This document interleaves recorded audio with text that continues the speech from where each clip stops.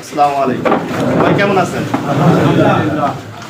যারা সাধারণত এই এজেন্ট হবে সেই এলাকার ভোটার হতে হবে, বুঝছেন? প্রথম যারা মানে যে এজেন্ট হবে 3 জন করে এক এক কেন্দ্রে, মানে এক এক বুথে, সেই এলাকার ভোটার হইতে হবে প্রথম।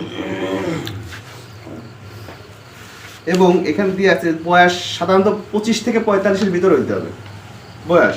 মানে এজেন্ট যাদের দেবেন তারা সুঠাম দেহের অধিকারী হতে হবে এবং সুন্দর ব্যবহারের অধিকারী হতে হবে, শিক্ষিত হইতে হবে, মনোবল অটল থাকতে হবে, সাহসী হইতে হবে, স্বাস্থ্যবান হওয়া জরুরি, মিষ্টি ভাষী কিন্তু প্রতিবাদী, আদর্শিক হইতে হবে, মেজাজ শান্ত থাকতে হবে, কিন্তু কর্মে নিপুণ, মুরব্বী যাদের সাধারণত 45 বছর পর্যন্ত এই পর্যন্ত আপনারা সাধারণত এজেন্ট দিবেন।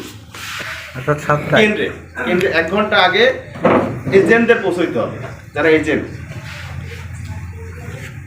ভোট কেন্দ্রে উপস্থিত হয়ে প্রথমে প্রিজাইডিং অফিসারের সাথে পরিচিত হতে হবে।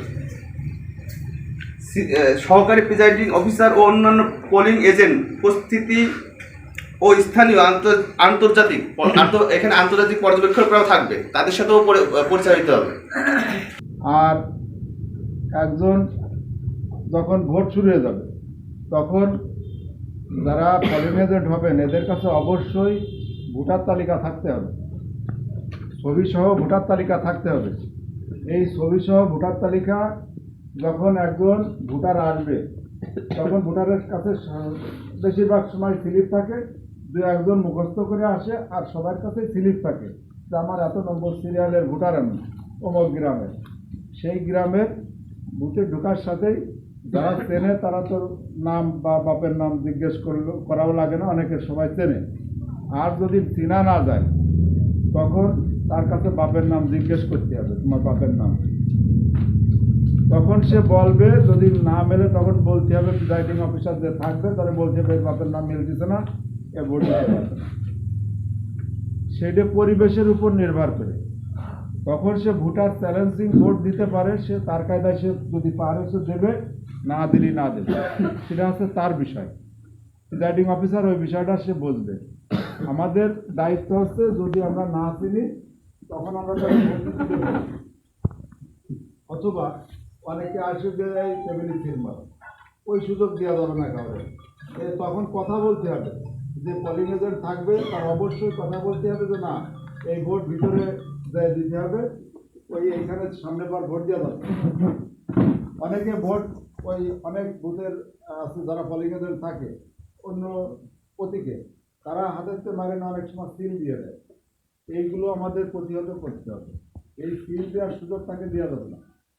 যদি কোনো বৃদ্ধ ভোটার আসে তার সাথে তার লোক থাকবে, হয় সে ভোট দেবে অথবা প্রিজাইডিং অফিসার দ্বারা ভোট দেবে। কোনো পোলিং এজেন্ট তার সাথে যাতে পারবে না।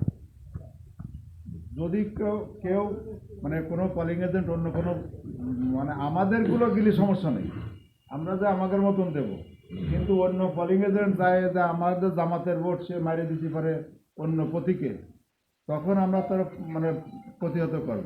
আমরা কথা বলবো, কথা বললেই কিন্তু সমাধান হবে, কথা না বললে চুপ করে থাকলে কিন্তু সমাধান হবে না। এই কারণে অবশ্যই আমাদের কথা বলতে হবে। আর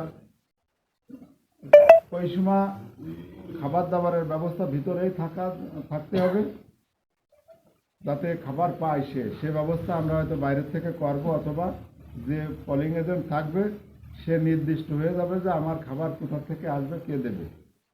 ঠিক আছে, যার যার দায়িত্বে সে করে নেবে অথবা আমরা করে দেব।